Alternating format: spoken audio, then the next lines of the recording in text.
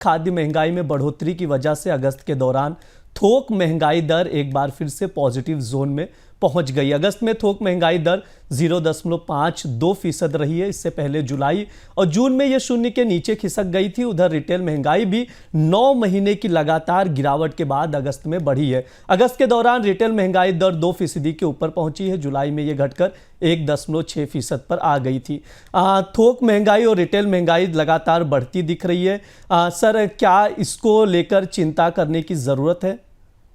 फिलहाल तो आरबीआई के लिए चिंता का विषय नहीं है, क्योंकि महंगाई की दर 2% के आसपास है, पर ट्रेजेक्ट्री बढ़ोतरी की शुरू हुई है। तो इसे आप कई तरह से आने वाले दिनों में देख सकते हैं। सर, शुरुआत में हमने मानसून की चर्चा के समय संकेत दिया था कि खाद्य महंगाई में फिर हमें मामूली बढ़ोतरी दिखी, हालांकि भी 2.7% पे आरबीआई का जो कंफर्ट जोन है उससे काफ़ी नीचे है। ब्याज दरों को लेकर कोई ऐसी चिंता नहीं है, लेकिन अगर मानसून में अतिवृष्टि का, बाढ़ का असर हमें फसलों के उत्पादन पर और कीमतों पर दिखाई देता है तो हमें आने वाले दिनों में इसमें बढ़ोतरी होती दिखाई देगी। और खरीफ की फसल आने से पहले महंगाई वापसी करती दिख रही है। तो मध्यम अवधि में नीति निर्माताओं के लिए, रिजर्व बैंक के लिए ये चिंता की वजह है। और इसके भीतर अगर आप जाएं तो खाद्य तेल की कीमतें सबसे बड़ी चुनौती, और वो देखिए चुनौती पिछले साल भी थी और इस साल भी निकलकर सामने आ गई।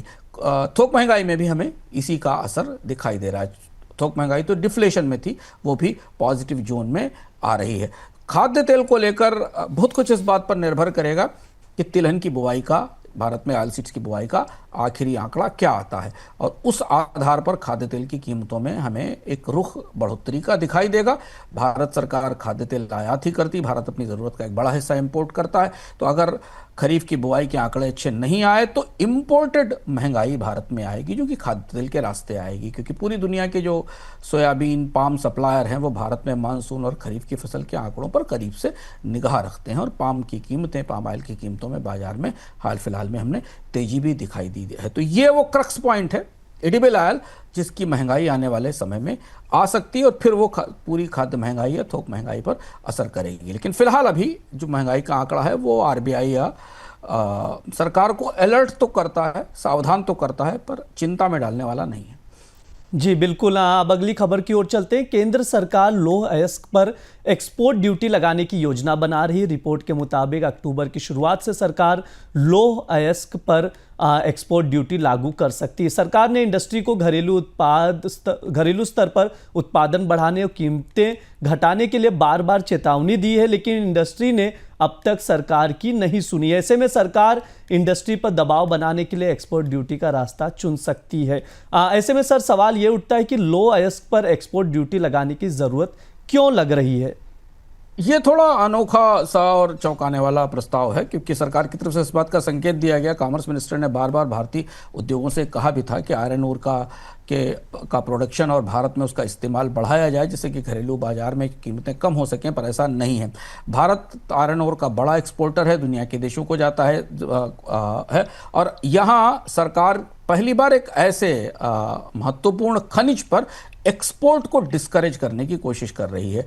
लगभग ऐसी स्थिति हमने देखी थी कच्चे तेल की कीमत पर, जहां एक्सपोर्ट ड्यूटी लगाई गई थी पिछले दिनों में, जब रूस से सस्ता कच्चा तेल आकर भारत से रिफाइन होकर जाता था। सरकार की कोशिश ये है कि जो डोमेस्टिक आयरन ओर प्राइसेस हैं, जो भारत के भीतर के आयरन ओर प्राइसेस हैं, वो कम हो, जिससे कि स्टील कंपनियों को, भारत की स्टील कंपनियों को सस्ता आयरन ओर मिल सके और उत्पादन बढ़ाया जा सके। अभी हो यह रहा है कि अंतर्राष्ट्रीय बाजार में आयरन ओर की अच्छी कीमतें मिलने के कारण भारत के निर्यातक सीधा ओर एक्सपोर्ट कर देते हैं और उसकी मैन्युफैक्चरिंग, उसकी प्रोसेसिंग भारत में नहीं होती, स्टील नहीं बनती। ओर में वैल्यू एडिशन से स्टील और तमाम उत्पाद बनाए जाते हैं, उससे अंतर्राष्ट्रीय बाजार में अच्छी कीमतें मिलती हैं। तो अगर ये प्रयोग सफल रहा किसी तरह से और इसका कोई बड़ा नकारात्मक असर नहीं हुआ, तो सरकार के लिए नज़ीर बन सकता है कि वो कई सारे खनिज जो ओर फॉर्म में, अयस्क के फॉर्म में एक्सपोर्ट होते हैं, उन्हें डिस्करेज कर सकती है और उन्हें भारत में ही उनके प्रोसेसिंग की या उनसे उत्पाद बनाने को प्रेरित कर सकती है।